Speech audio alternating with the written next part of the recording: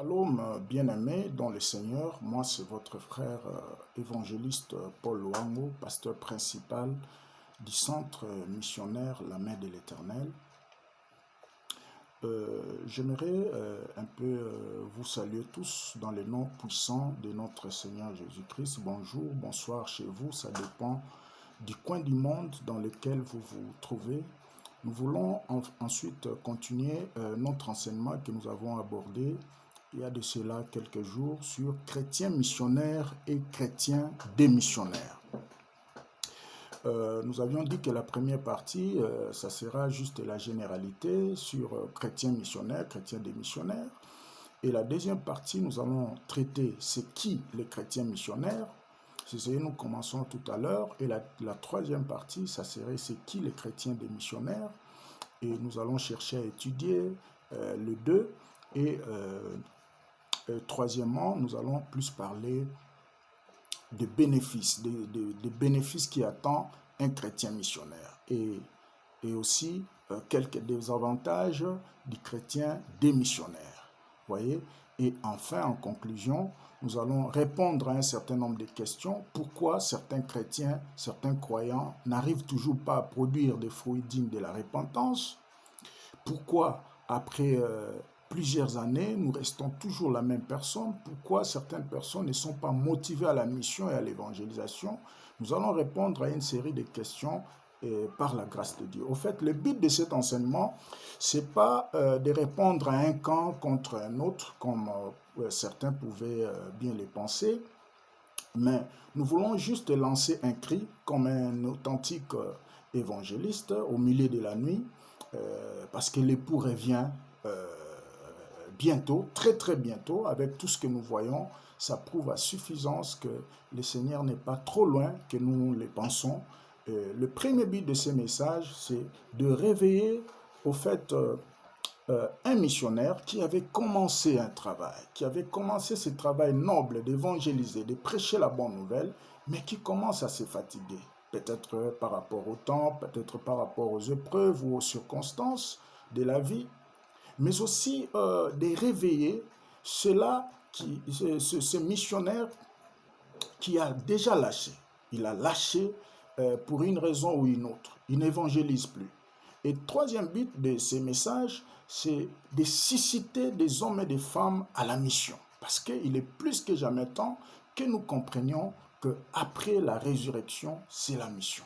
Et le Seigneur l'a bien mentionné dans Jean, chapitre 20e, au verset 21e, il a bien dit, il a dit, comme le Père m'a envoyé, moi aussi, je vous envoie. Voyez-vous, chrétiens missionnaires. Parce que si nous ne comprenons pas encore des concepts de base qui fait de nous enfants de Dieu, ça serait difficile de marcher avec Dieu comme il le veut.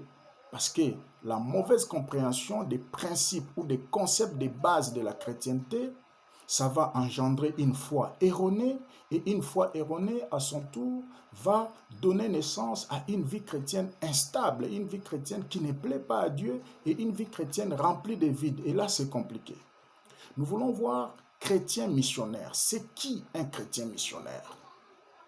D'abord, c'est qui un chrétien? Ce concept-là, chrétien, est apparu pour la première fois dans Actes chapitre 11e au verset 26e à Antioche.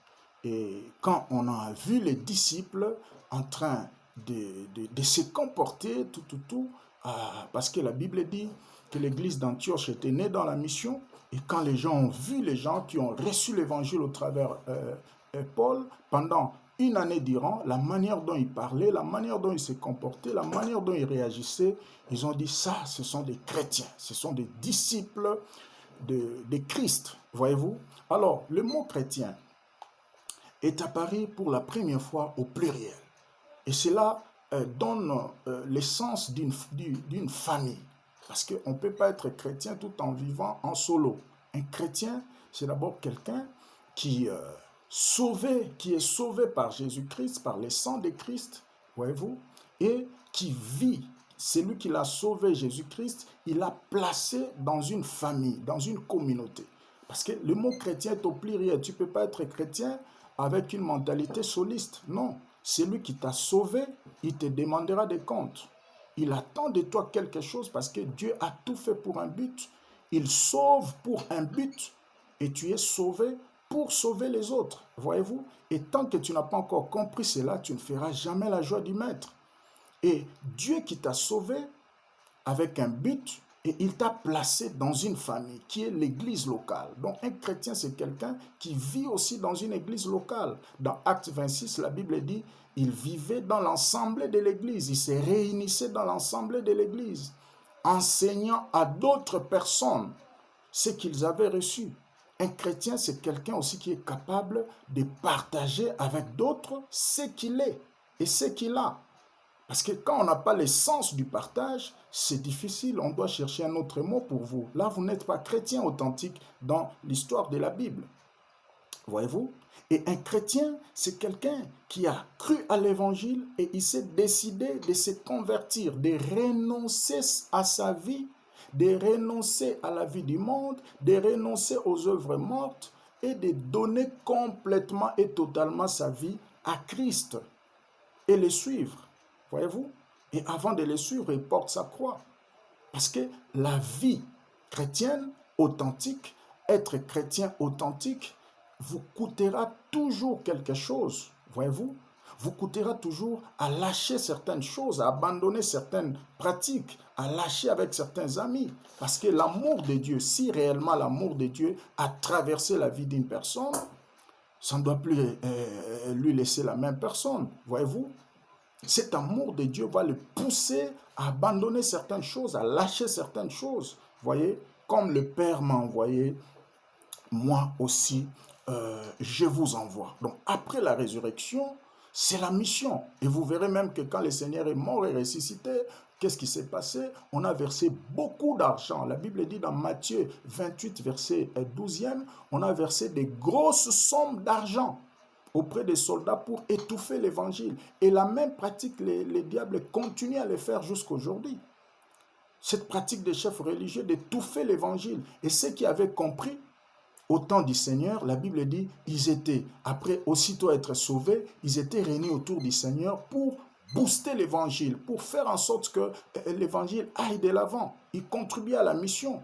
Parce que tu peux contribuer à la mission par tes finances, par ta présence, par tes idées, dans tout ce que tu as, par tes prières aussi. Vous voyez, ils étaient toujours là autour du Seigneur afin de booster la bonne nouvelle. Très, très important. Un chrétien missionnaire. C'est quoi la mission? La mission, c'est tout simplement l'envoi. Vous voyez? La mission, c'est aussi le fait d'apporter l'évangile au plus loin possible. Vous transcendez votre culture. Vous allez auprès des autres cultures. Apporter la bonne nouvelle. C'est ça la mission évangélique. Et le signe majeur d'un chrétien missionnaire, c'est qu'il trouve derrière chaque situation qui lui arrive une opportunité d'apporter l'évangile, une opportunité de prêcher la parole de Dieu. C'est ça un chrétien missionnaire. Il associe la compassion des âmes perdues à l'action sur le terrain. Un chrétien missionnaire, c'est quelqu'un qui est prêt à obéir à l'ordre suprême, au go de Dieu, au aller de Dieu. Voyez-vous, c'est très très important. J'imagine de l'apôtre Paul, dans Actes chapitre 26e, à partir du verset 28, alors qu'il était sous les chaînes, on était en train de les juger. Il n'a pas vu les chaînes, il n'a pas vu les conditions dans lesquelles il se trouvait. Il en a profité. En tant que missionnaire, il a vu cet auditoire comme un champ missionnaire et il en a profité pour parler de Jésus. Jusqu'au point qu'au verset 28, le roi Agrippa qui va dire, il dit, Paul, tu veux aussi me convaincre à devenir chrétien? Il dit, je l'ai fait non pas seulement pour toi, mais même pour tout ce monde qui m'entoure. Et c'est là, même s'il ne croit pas au Seigneur aujourd'hui, même plus tard qu'il devienne comme moi. Vous voyez, il a compris que même s'il était dans les chaînes, dans cet auditoire, il était en pleine mission. Chrétien missionnaire, c'est quelqu'un qui cherche derrière toute forme d'opportunité, lancer les défis pour le salut des âmes perdues. Vous allez voir aussi quand il était dans la prison avec Silas, quand il chantait au milieu de la nuit, les fondements de la prison étaient brisés et après, les geôliers qui voulaient fuir, il dit, mais qu'est-ce que je dois faire pour être comme vous, un tas de trucs. Paul lui a parlé de Jésus et finalement, les geôliers étaient sauvés avec sa famille. Vous voyez? Un chrétien missionnaire, il dort, il se réveille, il marche avec la mentalité d'amener les âmes au Seigneur. Mon frère, ma soeur, imaginez ces jours-là, après l'enlèvement, dans la salle de l'annonce de l'agneau, et un frère vient auprès de toi et dit, ah, mon frère, en tout cas, merci beaucoup. C'est grâce à toi que je me suis retrouvé ici et aujourd'hui, j'ai aussi ma part dans l'héritage des saints. Aujourd'hui, je suis enfant de Dieu et j'attends aussi ma récompense. C'est parce qu'un jour, tu m'as parlé de Jésus. Nous devons apprendre à apporter l'évangile dans n'importe quelle circonstance possible, voyez-vous. Paul était dans les chaînes, mais il a porté l'évangile. Il animait des conférences. Si tu lis dans Philippiens 1, au verset 1, la Bible dit « À tous les saints de Philippe, aux évêques et aux diacres », alors qu'il était dans les chaînes, dans la prison, mais il tenait des conférences, d'équipements. Voyez-vous? Très, très important cette histoire. La mentalité missionnaire, ça doit envahir notre esprit et notre cœur. Vous voyez? Alors qu'il était toujours dans la prison, dans Philippiens chapitre 2 au verset 12e, la Bible dit quoi? Il exhorte aux chrétiens, il dit, travaillez, je vous prie de travailler avec crainte et tremblement pour votre salut. Vous voyez, il s'est préoccupé de la mission. Il ne voyait pas les chaînes dans lesquelles il était. Alors qu'il était distant de l'église, il était à Éphèse. On lui a ramené des nouvelles de l'église de Corinthe. Il a fait des recommandations parce que 1 Corinthien et 2 Corinthiens, ce sont des recommandations que l'apôtre a fait pour la bonne marche de l'église de Corinthe. Voyez-vous, c'est ça un chrétien missionnaire. Il n'est pas tranquille s'il n'a pas sauvé une seule âme. Mon frère, imaginez quelle joie est serrée dans le ciel lorsque tu amènes une âme au Seigneur. Je ne sais pas, tu peux avoir 40 ans, 50 ans dans le Seigneur, 10 ans, 20 ans, quelques mois. Mais j'aimerais nous poser une question. Depuis tout ce temps que tu es dans le Seigneur, tu as ramené combien d'âmes? Et cela sera la joie de votre maître. Voyez, c'est très très important, mes amis. Nous devons penser à ces choses. Les champs est déjà mûr. Le Seigneur revient bientôt. Voyez, ce que nous serons au-delà, ce que nous deviendrons, le type de récompense que nous allons recevoir après le tribunal de Christ, dans les 7 ans que nous serons là-bas dans le ciel. Quand nous allons revenir, nous allons vivre avec le Seigneur ici pendant 1000 ans. Le type de récompense que nous allons aussi recevoir. Après les 1000 ans, ça sera la nouvelle Jérusalem. Le type de récompense que nous allons recevoir pendant ces 3 temps-là dépendra de la manière dont nous travaillons aujourd'hui pour le royaume de Dieu. Que Dieu te fortifie, que Dieu t'encourage, qu'il te bénisse. À bientôt.